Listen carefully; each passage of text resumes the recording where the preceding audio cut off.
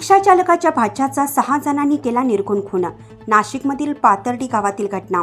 पाथर्डी गावात जुन्या वादातून रिक्षा चालकाच्या भाच्याचा 6 जणांनी निर्घुण खून केल्याची धक्कादायक घटना समोर आली। या घटनेतील 6 आरोपींना इंदिरानगर पोलिसांनी अवघ्या 1 तासाच्या आत अटक केली। ही घटना 22 सप्टेंबर रोजी रात्री 9:30 ते 10च्या सुमारास घडली। नटेश विजय साळवे राहणार विल्लोळी तालुका नाशिक असं खून झालेल्या तरुणाचं नाव आहे। नटेश हा रिक्षा चालक शशिकांत रामदास गांगुर्डे वय वर्ष 26 राहणार संघर्षनगर नाशिक यांचा भाचा होता। या घटनेची पोलिसांनी दिलेली अधिक माहिती अशी की 22 सप्टेंबर रोजी रात्री नटेश हा पाथर्डी गावातील काझी मस्जिद इमारतीसमोरून जात असताना त्याला 6 जणांनी गाठलं। जुन्या वादातून आरोपींनी नटेशला धारदार शस्त्राने वार करत त्याचा जागीच खून केला। ही घटना पाहून परिसरात भीतीचं वातावरण पसरलं। घटनेची माहिती मिळताच इंदिरानगर पोलिसांनी घटनास्थळी धाव घेतली। पोलिसांनी शशिकांत गांगुर्डे यांच्या फिर्यादीवरून गुन्हा दाखल करत तपासाला सुरुवात केली।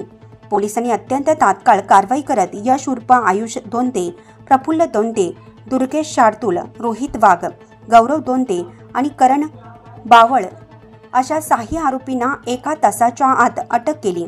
या घटनेचा पुढील तपास पोलीस निरीक्षक अशोक शर्माळे यांच्या मार्गदर्शनाखाली उपनिरीक्षक सोनार करत आहेत।